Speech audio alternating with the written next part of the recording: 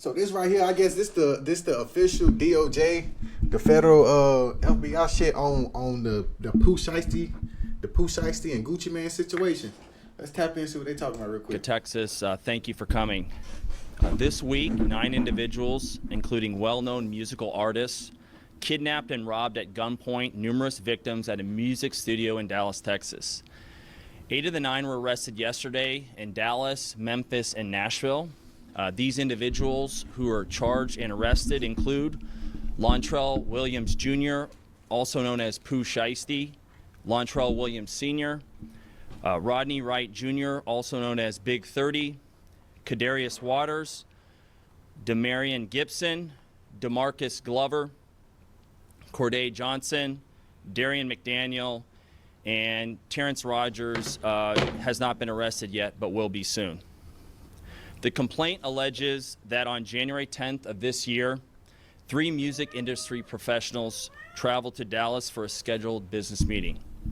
Lontrell Williams Jr. arranged this meeting. Damn, so this shit happened in January? It's the 1st of March, bro. What the hell? This shit damn near 2 months ago, 3 months ago. Purportedly to discuss the terms of his recording contract. I'm talking about March, it's April. With one of the victims. The 1st of April.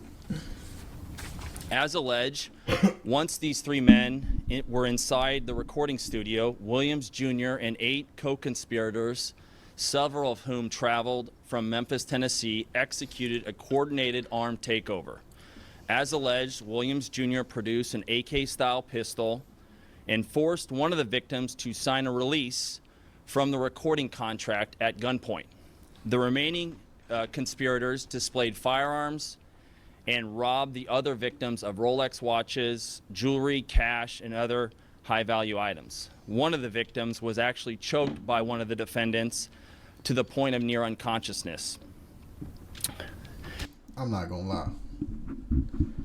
Boy, he wanted out that contract bad, boy. Defendant Wright barricaded the studio door with his body to prevent the victims from escaping. That's Big 30. They said Big 30 The was ringleader of the conspiracy, Lontrell Williams Jr., was on home confinement at the time of the offense, as alleged, for a prior firearms conspiracy charge and conviction out of the Southern District of Florida. Towards the end of his prison sentence, he had been granted home detention. Part of the terms of his home detention were that he would not commit another federal offense or possess a firearm. Well, shit, he broke that. His father, Lontrell Williams Sr., is alleged to have helped plan and execute the federal kidnapping as charged in the complaint.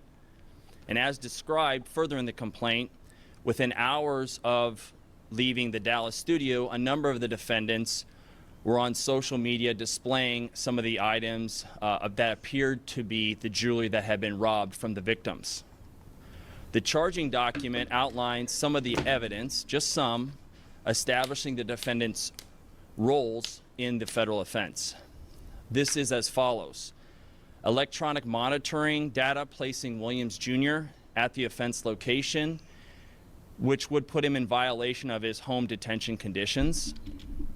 Cell phone records and license plate reader data corroborating the coordinated travel of multiple defendants from Memphis, Tennessee to Dallas. Rental car records confirming Williams Sr. rented a vehicle that was used by the group. Surveillance footage from the offense location, a nearby office supply store, and a hotel where several of the defendants stayed following the offense.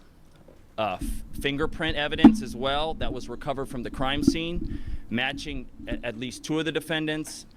Social media posts by defendants displaying what appears to be stolen property just in the days following the offense.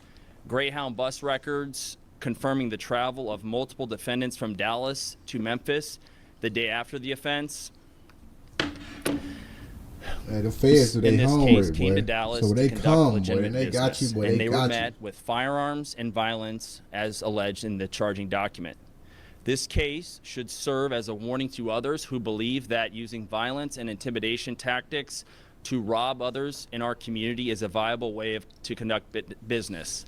I'm here to say that it is not, and that if you choose to do this, we will, together with our law enforcement partners here, and the other ones in the Northern District of Texas will bring you swiftly to justice. I want to thank the FBI Dallas Violent Crimes Task Force, the FBI's Memphis Resident Agency and Nashville Field Office, the Memphis Safe Task Force, the Dallas Police Department, the United States Attorney for the Western District of Tennessee, Michael Dunovit, and AUSA Greg Wagner, the U.S. Attorney's Office for the Eastern District of Texas, my dear friend and colleague Jay Combs, and the U.S. Attorney's Office for the Middle District of Tennessee, including my colleague Braden Busek, for their outstanding contributions in this multi-jurisdictional investigation and prosecution. I'd also like to highlight the extraordinary work. None of this happens without the extraordinary work of our AUSAs in this office, and I'm here to say we have the best AUSAs in the entire country. That includes AUSAs Robert Withers, Claire Demers, and my violent crime chief, Jeremy Fugate. This case really underscores the importance of standing up for crime victims, no matter who they are or where they come from, and the incredible collaborative, investigative partnerships that we have, not only in the Northern District of Texas, but across the country, and we are all working together to make our country safer. What if getting your master's degree in ministry didn't mean putting your life on hold? What if it worked with your calling instead of interrupting it? Southeastern University's Master of Arts in Ministerial Leadership is now available in a new... goddamn feds said they had. So thank you for being here today, and I'll answer some questions after my colleague here speaks. But now I'm going to turn it over to him, and this is Jeremy Wright, who's the Dallas FBI Assistant Special Agent in charge. Yeah, thank you, Ryan. Good morning, everybody. As Ryan said, my name is Jeremy Wright. I'm Assistant Special Agent in charge for FBI Dallas. As United States Attorney Raybold said, we're here today to announce the arrest of several individuals in the Memphis and Nashville, Tennessee areas, as long as one here in Frisco, Texas. These arrests are the result of a violent kidnapping of 3 individuals here in the Dallas area. The majority of those arrested did travel from Memphis to Dallas to commit that offense. Our office collaborated with multiple law enforcement agencies and other FBI offices to carry out this investigation that ultimately led to these arrests. So I'd like to thank the Dallas Violent Crimes Task Force, Dallas Police Department, the Memphis Safe Task Force, Memphis, Tennessee Police Department, and the Shelby County, Tennessee Sheriff's Department for helping with this investigation. Violent crime does remain a top priority for the FBI, and we dedicated significant resources from here in Dallas FBI, Nashville, Little Rock, Birmingham, and Atlanta FBI offices to investigate and successfully arrest these individuals. We remain committed to investigating violent crimes like these. No matter who you are, we will fight every day alongside our partners to make our communities safer. So, thank you. I'll tell And you we what, have time man. for some questions. If you would just identify who you were with and your name would be helpful. Yes, sir. Kevin Reese with WMAA. Hi, Kevin. It may be in the release what you're going to send us, but can you be more specific to who these victims are and a specific location of this studio that you were talking about? I'll answer the last part first. Yes, it'll be in the complaint, and we're happy to get you a copy of that. It's now unsealed. It was off Dallas Parkway in Dallas, Texas, a music studio. That's what's identified in the complaint. As far as victims go, we won't get into, at this time, who the victims are or not. Chase with the Dallas Morning News. Can you describe the injuries suffered by the 3 victims? So one of the victims, and this is actually in the complaint, and we'll get you a copy as well, there's a photograph of the injury. It looks like there's some abrasions on the neck and arm. Somebody was getting choked. We were still seeking one suspect, you say? One of the individuals that's been charged has not had his Big initial 30. appearance yet, but agents are actively working to locate and bring him to court. I think they found Big 30 though. I wanted to touch on that actually. Eric Bushman with KRLD. Since there's one person you're still trying to get to come in, I guess it's not an arrest, so it's the initial appearance, you would say that you're trying to work out. Because you're going public. They say Big 30 was guarding the door. Hey, don't nobody move, can't nobody get out. Big 30 in the way. Are you afraid of that? Pooh Shiesty came home from jail, just take everybody back to jail with him. Fuck it. I go down, we all going down. Fuck it. That's going to hinder and eventually getting another individual in. Agents are working to find him. The complaint has already been unsealed, and a number of these defendants have had their public hearing already, their initial appearance, and And so it's already out there that this individual has been charged, and so that information is in the public record. But I trust that the agents will be able to identify this person and find them and bring them to justice. Of course, that person can turn themselves in immediately. Two questions. This is Chase with the Dallas Morning News. So the initial incident happens in January 10th. Mhm. We're here in April. Can you describe the timeline and the length of time, you know, why we're talking about this now? Because it sounds like these arrests happened recently. And then the second part of that question, did all of the arrests happen yesterday, or were they happening over the span of time that we're talking about? Yeah, good questions. I'll start with the last part. 8 of the 9 happened yesterday, and then we're still Damn. working on one They more. bumped down at one time on niggas. And that was, again, a lot of those happened in Memphis. One happened in Nashville, and we're working now with our Georgia counterparts to get the last person brought to justice. Do you want to ask another question, follow up to that? No, actually, I forgot yet too. So it was 9. Okay, and niggas remind me who of were there. your first part, sir.